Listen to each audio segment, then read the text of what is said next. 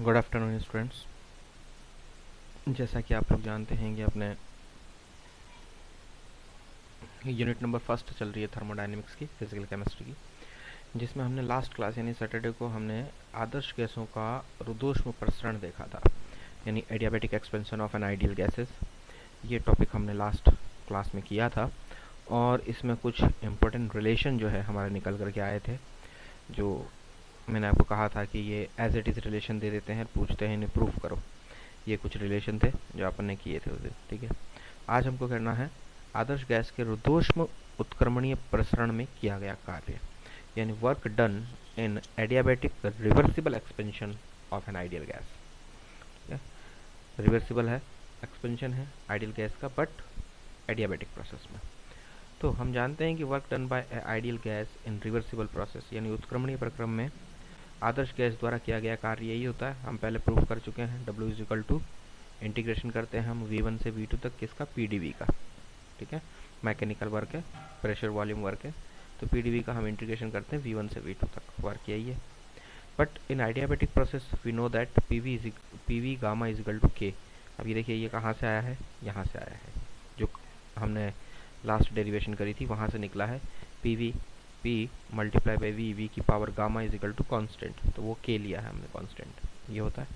तो P is equal to हो जाएगा यहाँ K अपॉन V की पावर गामा, और ये P की वैल्यू हम पुट करेंगे कहाँ, इक्वेशन नंबर 1 के अंदर, ठीक है। देखिए P dV था, तो P की वैल्यू हमने ये पुट कर दी K V की पावर गामा। तो W इज इक्वल टू हम इस पूरे का क्या करेंगे, अब इंटीग्रेशन करेंगे K अपॉन V की पावर गामा डॉट dV या मल्टीप्लाई बाई dV। तो जब इसका इंटीग्रेशन करते हैं तो यहाँ पर देखिए ये चीज़ होती है कि 1/1 माइनस गामा बाहर आएगा, ये ध्यान रखना है इसका।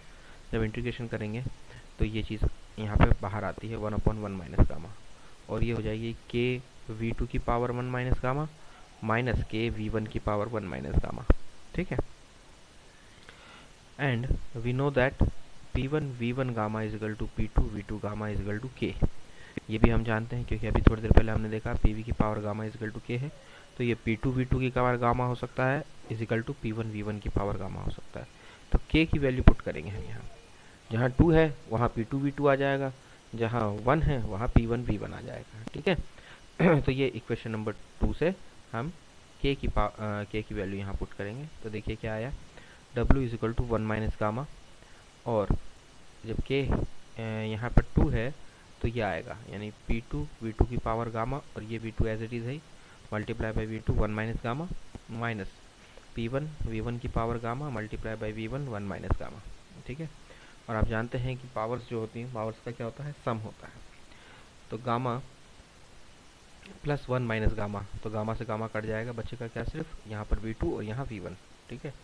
तो अगर आप देखेंगे तो W इजिकल टू आ जाएगा 1/1 माइनस गामा, और ब्रैकेट में आ जाएगा P2 V2 minus P1 V1, ठीक है। और PV इजिकल टू NRT होता है, हम जानते हैं। तो P2 V2 इजिकल टू क्या हो जाएगा, NRT 2, और P1 V1 इजिकल टू क्या हो जाएगा, NRT 1, ठीक है। तो वही चीज़ है, देखिए W is equal to 1/1 minus gamma, ये हो गया P2 V2 की जगह NRT T2 NRT2 minus NRT1, ठीक है। यहाँ पे NR अगर हम कॉमन ले लें तो NR ये हो जाएगा T2 माइनस T1, और नीचे ये रहेगा 1 माइनस गामा। ये हो गई इक्वेशन नंबर 3। अब हम जानते हैं, आपको याद होगा हमने CP और CV में रिलेशन किया था, जहाँ हमको मालूम है कि R is equal to CP minus CV होता है। तो यहाँ R की वैल्यू पुट करेंगे, और हमने ये भी देखा था कि गामा इज इक्वल टू होता है CP अपॉन CV, ये चीज़ भी हम जानते हैं, ठीक है। तो गामा की वैल्यू भी पुट कर देंगे, यानी R और गामा की वैल्यू पुट करेंगे हम इक्वेशन नंबर 3 में। तो R की वैल्यू हो गई CP माइनस CV, और यहाँ पर गामा की वैल्यू हो गई CP अपॉन CV, ठीक है। तो ये वैल्यू पुट कर दी। अब देखिए ये चीज़ हो जाएगी, यहाँ पर CV आएगा, यानी CV माइनस CP, ये CV ऊपर जाएगा, ठीक है। यहाँ पे ऊपर आ जाएगा, तो NCV CP minus CV T2 minus T1 upon CV minus CP, ठीक है। तो ये यहाँ पर जब इससे कटेगा तो माइनस आ जाएगा, साइन बाहर, माइनस से मल्टीप्लाई होगा ये चीज़ अंदर, तो ये हो जाएगी CV माइनस CP हो जाएगा, तो CV माइनस CP से CV माइनस CP कट जाएगा, तो माइनस बाहर आएगा, यानी minus NCV T2 minus T1। ये हो गई अपनी इक्वेशन नंबर 4, ये वर्क आ गया, ठीक है। और अगर N इजिकल टू 1 मोल है, यानी कि नंबर ऑफ मोल्स गैस के कितने हैं, 1 मोल है, तो n की वैल्यू 1 रख देंगे हम, तो W इज इक्वल टू हो जाएगा minus C V T two minus T one.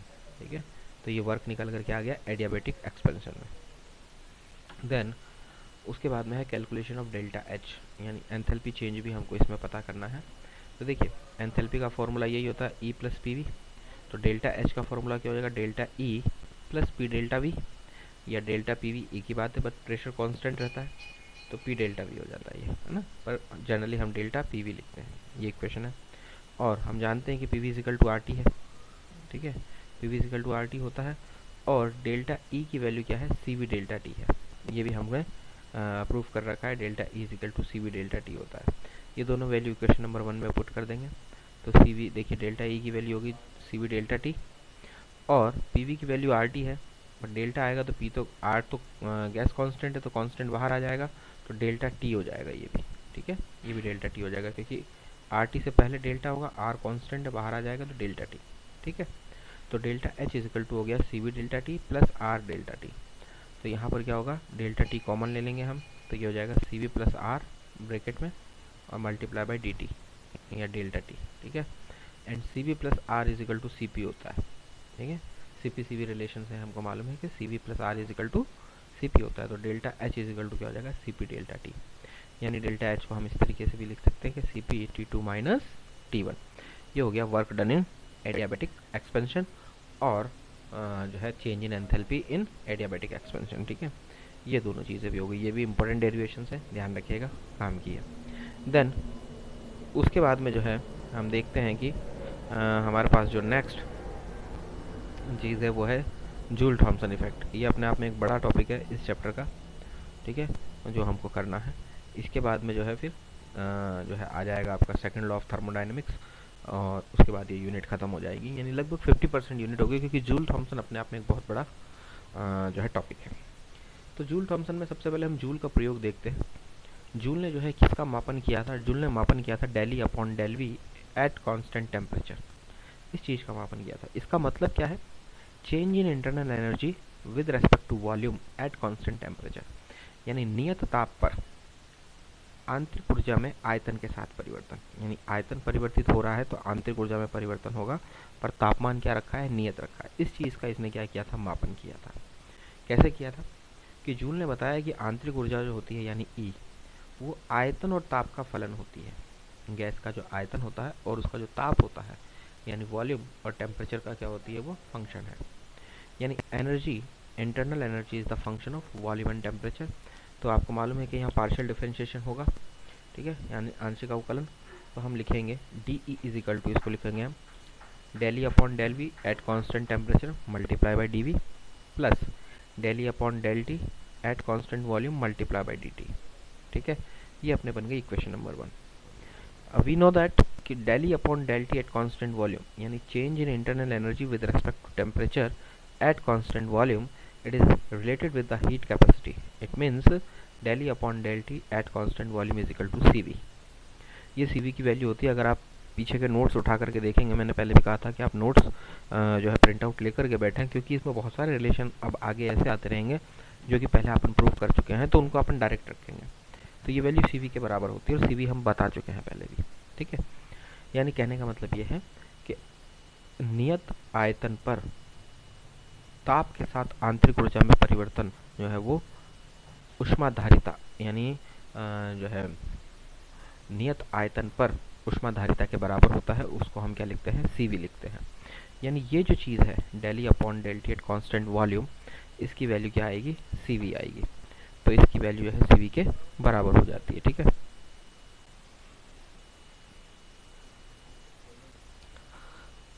तो अगर हम देखें तो ये वैल्यू तो जो है CV के बराबर हो गई।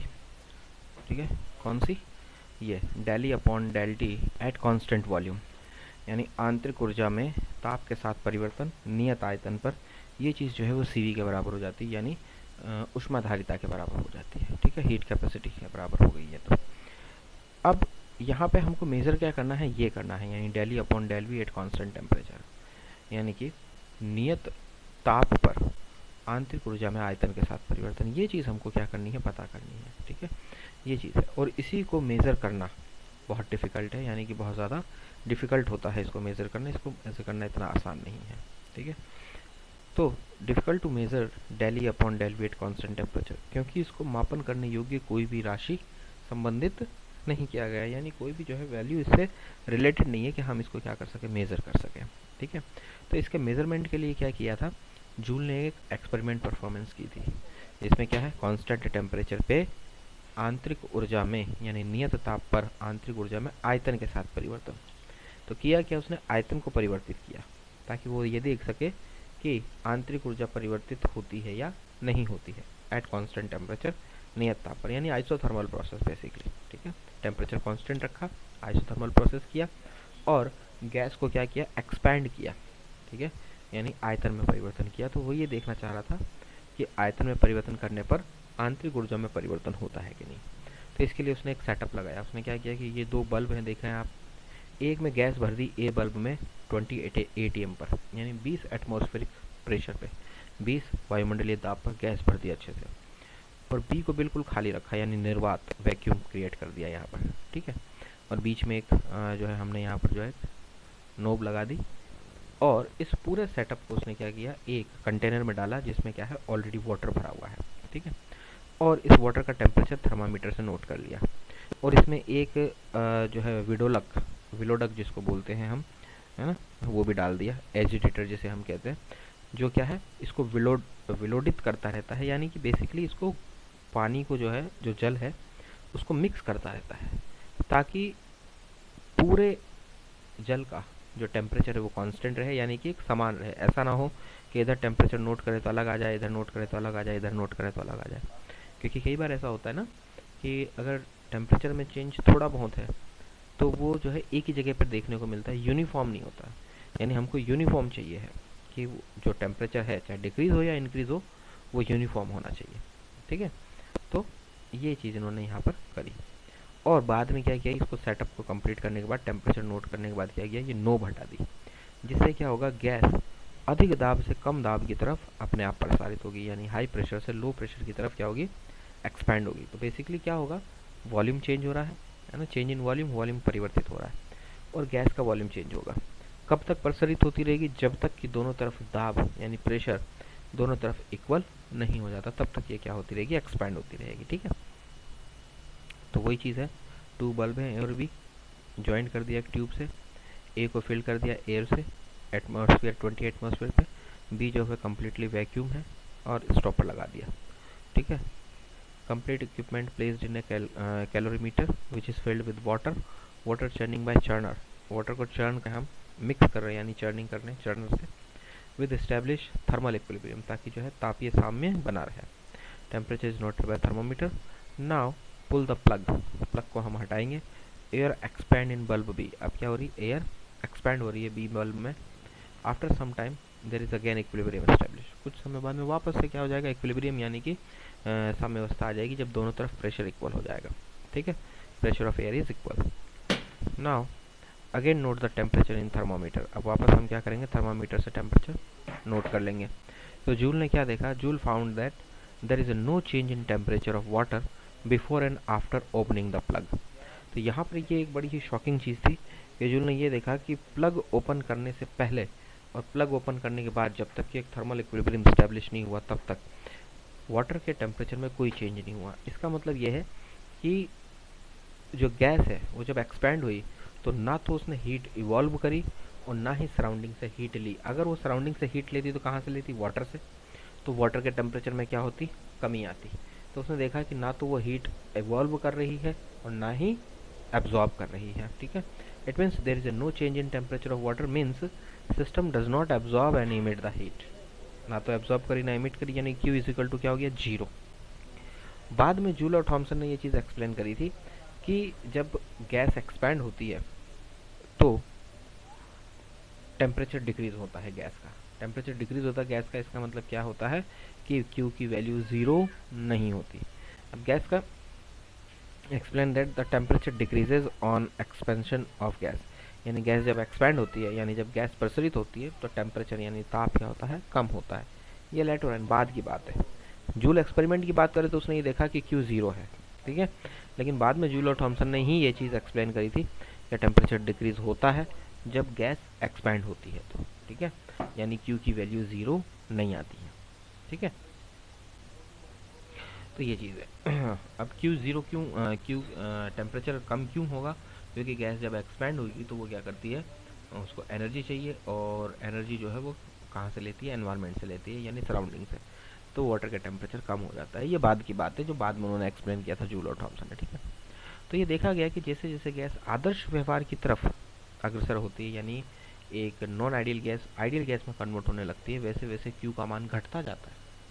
यानी कि जो टेम्परेचर कम हुआ था वो कम होना कम हो जाता है, और कम नहीं हो जाता है। कहने का मतलब अब उतना कम नहीं होता जितना पहले कम किया था। मान लीजिए पहले टेम्परेचर 5 डिग्री कम हो गया था, अब अगर यही आइडियल गैस की जैसा व्यवहार करने लगी तो सिर्फ 2 डिग्री कम होगा, सिर्फ 1 डिग्री कम होगा। और एक टाइम ऐसा आएगा जब वो पूरी तरीके से अगर आइडियल गैस बन गई तो ताप में अंतर आएगा ही नहीं, यानी कि वो टेम्परेचर को एब्जॉर्ब करेगी। जब तो वो हीट लेती है या टेम्परेचर लेगी गैस, तभी तो वाटर का टेम्परेचर कम होगा, ठीक है।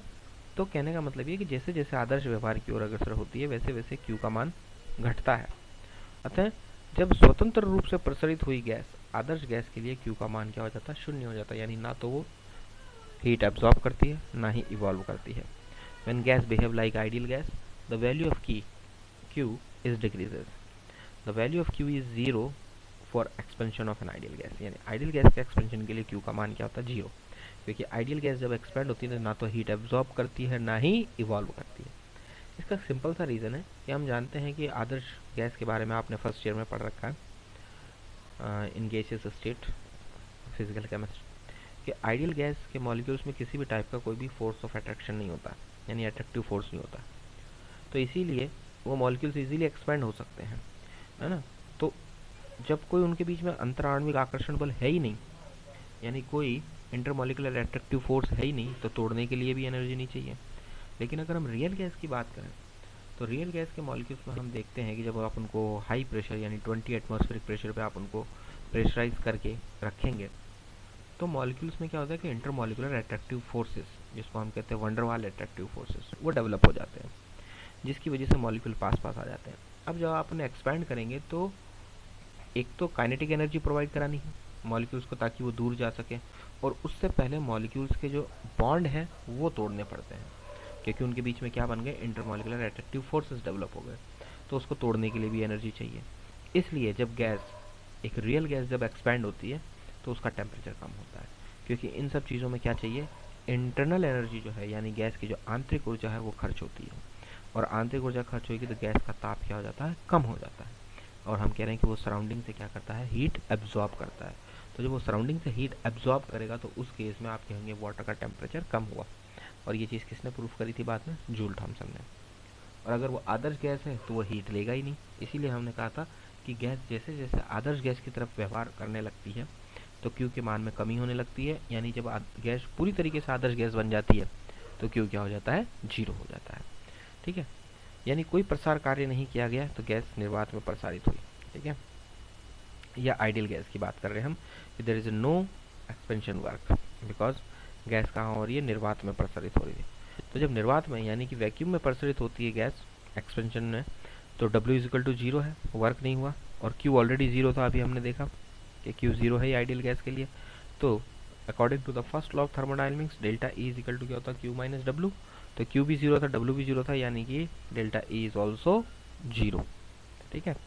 तो हमने देखा कि in this experiment D E is equal to 0 and D T is equal to 0, यानी इक्वेशन नंबर 1 में रखेंगे हम।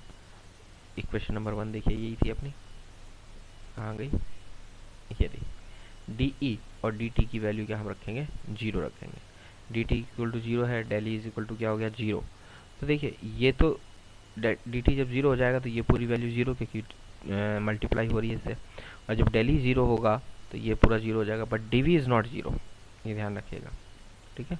जैसे आपने वैल्यू पुट करी इसके अंदर तो ये तो देखिए यानी सी वी डी टी हो जाएगा, ये क्योंकि ये वैल्यू तो क्या होती है, heat capacity at constant volume, यानी नियत आयतन पे ऊष्माधारिता के बराबर होती है, और इसका मान 0 है, और डी टी इजिकल टू 0 हो जाएगा। डी टी इजिकल टू जब 0 होगा तो ये सी वी को भी 0 कर देगा, क्योंकि मल्टीप्लाई हो रहा था, ये पूरी वैल्यू 0, ठीक है। और हमने कहा कि यहाँ ये भी 0 है, क्योंकि डेल्टा ई इजिकल टू 0 यानी डी ई इजिकल टू 0, एक ही बात है। तो डेल ई इजिकल टू 0 हो जाएगा। जब ये पूरी वैल्यू 0 होएगी तो होने को तो ये भी पूरा 0 होना चाहिए, है ना। ये इजिकल टू 0 हो गया, लेकिन आयतन में परिवर्तन हो रहा है, इसलिए D V is equal to not 0, क्योंकि हमने कहा कि गैस प्रसरण कार्य हो रहा, प्रसरण हो रहा है यानी एक्सपेंशन हो रहा है, तो D V is not is equal to 0, ठीक है। But del E upon del V at constant temperature यानी आंतरिक ऊर्जा में आयतन के साथ परिवर्तन नियत ताप पर, ये 0 है। तो हम ये कह सकते हैं कि स्थिर ताप पर एक आदर्श गैस की आंतरिक ऊर्जा उसके आयतन पर अनाश्रित होती है, यानी eight constant temperature the internal energy of a gas is independent on its volume, यानी आयतन पर अनाश्रित होती है। क्योंकि देखिए आयतन की वैल्यू 0 नहीं है, जबकि ये जो चीज़ है ये 0 हो रही है, ठीक है। तो आयतन का मान 0 नहीं है, यानी ये क्या है, आयतन पर अनाश्रित है, आश्रित नहीं है। इसका मतलब हम ये कह सकते हैं कि रुद्धोष्म प्रसरण में आदर्श गैस की आंतरिक ऊर्जा में कोई परिवर्तन नहीं होता, यानी जो एडियाबैटिक एक्सपेंशन होता है उसमें आइडियल गैस जो है उसकी जो है हम कहेंगे आंतरिक ऊर्जा में आइडियल गैस की जो इंटरनल एनर्जी है उसमें कोई चेंज नहीं होता, और इसी को हम क्या कहते हैं, जूल का नियम कहते हैं। तो अगर केवल जूल का नियम पूछा जाए तो ध्यान रखिएगा कि रुद्धोष्म गैस में या गैस के रुद्धोष्म प्रसरण में किसी भी आदर्श गैस के रुद्धोष्म प्रसरण में गैस की आंतरिक ऊर्जा में कोई परिवर्तन नहीं होता है, और इसको हम क्या कहते हैं, जूल का नियम कहते हैं।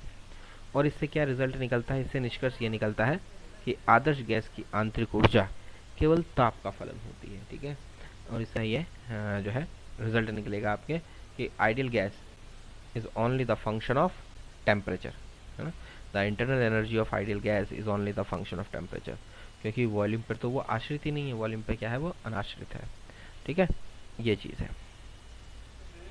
और the joule law is applicable only on ideal gas, ये भी ध्यान रखना कि जूल लॉ जो है वो केवल आइडियल गैस पे एप्लीकेबल है। बिकॉज फॉर रियल गैस के लिए अगर हम देखें यानी वास्तविक गैसों के लिए तो ये वैल्यू 0 नहीं होती। आइडियल गैस के लिए तो इसकी वैल्यू 0 थी, बट रियल गैसेस के लिए इसकी वैल्यू पॉजिटिव होती है, यानी कांस्टेंट टेम्परेचर पे अगर आयतन के साथ आंतरिक ऊर्जा में परिवर्तन हो रहा है तो ये मान क्या होता है, पॉजिटिव आता है, ठीक है। यानी del E upon del V at constant temperature is not equal to 0 and this is called internal pressure, और इसको क्या कहा जाता है, आंतरिक दाब कहा जाता है, ठीक है। और आइडियल गैस के लिए इसका मान 0 होता है, बट रियल गैसेस के लिए यानी कि वास्तविक गैसों के लिए इसका मान 0 नहीं होता, वास्तविक गैसों के लिए इसका मान पॉजिटिव होता है। देखिए नेक्स्ट जो है वो है इसके अंदर Joule Thomson effect. Joule Thomson effect क्या कहता है कि रुद्धोष्म अवस्था में किसी गैस के उच्च दाब क्षेत्र से निम्न दाब क्षेत्र की ओर सरंध्र डॉट में से अगर प्रसारित होने दिया जाए उसको, तो सरंध्र डॉट में से अगर प्रसारित होने पर उसके ताप में कमी आ जाती, इसी को हम क्या कहते हैं, जूल थॉमसन इफेक्ट कहते हैं। यानी कि जूल थॉमसन ने ये चीज़ बताया था कि अगर किसी गैस को हमने एक कंटेनर के अंदर हाई प्रेशर पे अगर उसको उच्च दाब पर अगर रख रखा है और एक पिन होल में से हम उसको प्रसारित करते हैं, यानी पिन होल में से हम उसको एक वैक्यूम में जो है हम उसे क्या करते हैं, एक्सपैंड करते हैं, यानी अधिक दाब से कम दाब की, तो हाई प्रेशर से लो प्रेशर या जीरो प्रेशर की तरफ हम उसको क्या करते हैं, एक्सपैंड कर रहे हैं एक पिन होल से। तो बहुत प्रेशर के साथ वो बाहर आती है पिन होल से, और उसके टेम्परेचर में क्या होती है, कमी आती है, किसके, गैस के टेम्परेचर में। तो इसी को क्या कहते हैं, जूल थॉमसन इफेक्ट कहते हैं। इसका एक बेस्ट एग्जांपल है, जैसे कभी आपने गाड़ियों का या साइकिल के ट्यूब की हवा निकाली हो तो देखेंगे आप कि वो जो एयर है वो बहुत ठंडी लगती है, क्योंकि ट्यूब में जो एयर है वो बहुत हाई प्रेशर पे क्या होती है, इकट्ठी रहती है।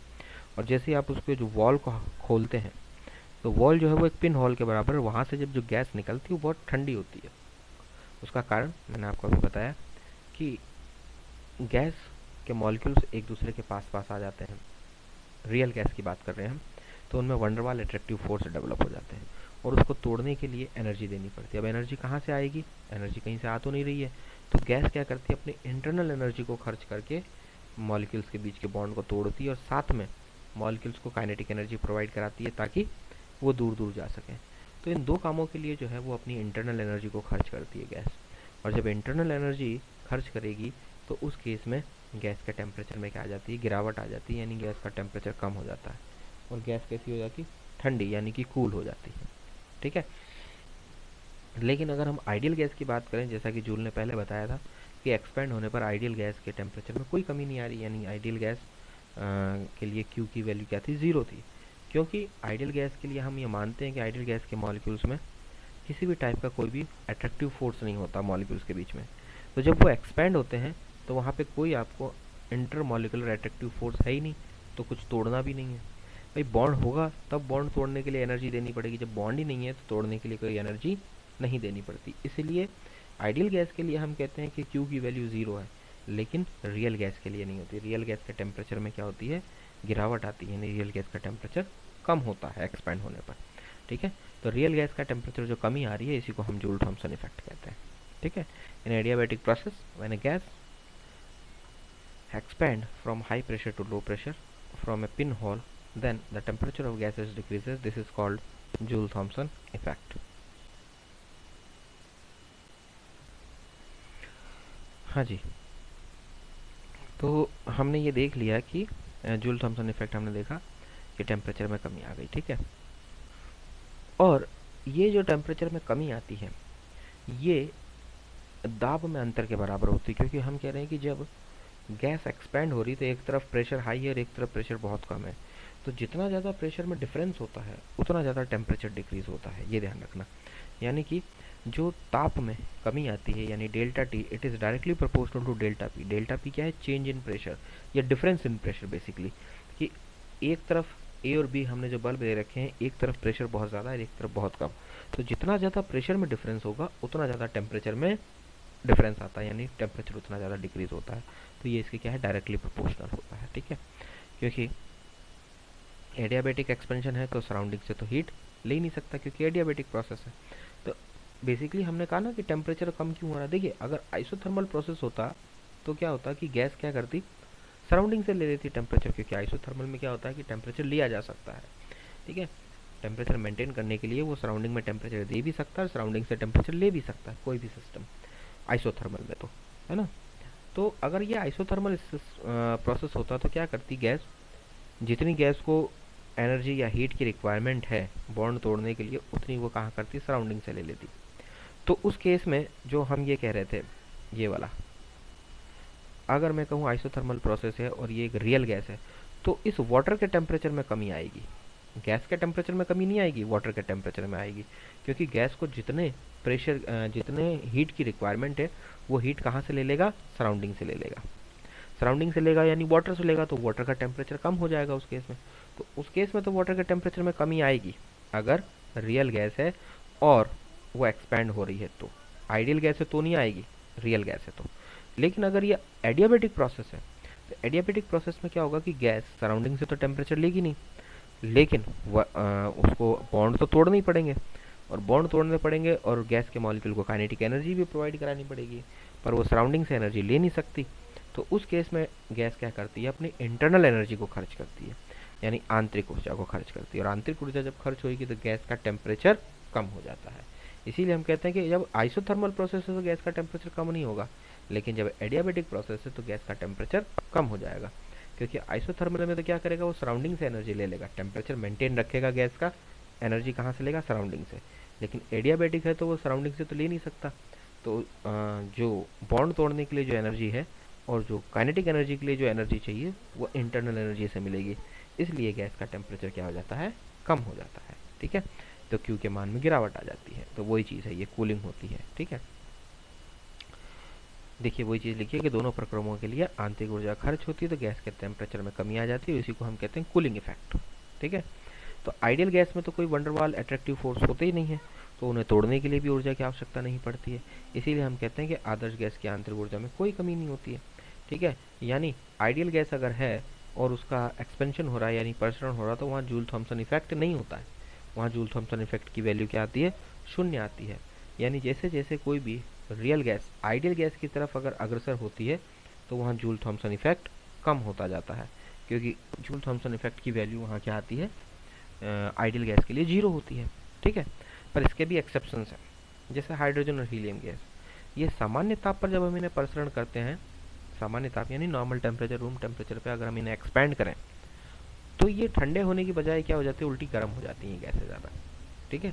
और बहुत न्यून ताप पर यानी बहुत लो टेम्परेचर पे अगर हम इनको एक्सपैंड करें तो ये जूल थॉमसन इफेक्ट शो करती है। इसका मतलब क्या है कि हर गैस के लिए एक निश्चित ताप होता है, यानी एक फिक्स टेम्परेचर होता है हर गैस के लिए, जिससे कम टेम्परेचर पे अगर हम गैसों को प्रसारित करें तो गैसों में क्या होता है, शीतलन प्रभाव प्रदर्शित होता है, यानी कूलिंग इफेक्ट शो होता है।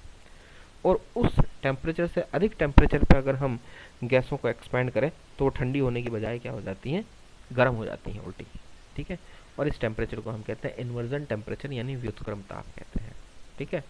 और ये व्युत्क्रम ताप जो है, जो वंडरवाल कांस्टेंट होते हैं ए और बी, उन पर डिपेंड करती है। अगर आपने गैसेस स्टेट पढ़ा है तो आप इस चीज़ को इजीली समझ सकते हैं।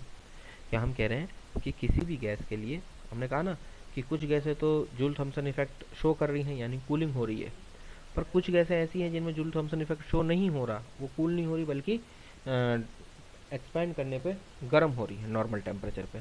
तो ये देखा गया कि हर गैस के लिए एक मिनिमम टेम्परेचर है, उस टेम्परेचर से कम टेम्परेचर पे ही जब हम गैस को एक्सपैंड करते हैं तो वो जूल थॉमसन इफेक्ट शो करती है। जूल थॉमसन इफेक्ट शो करने का मतलब ये है कि कूलिंग इफेक्ट शो करती है, गैस ठंडी होती है।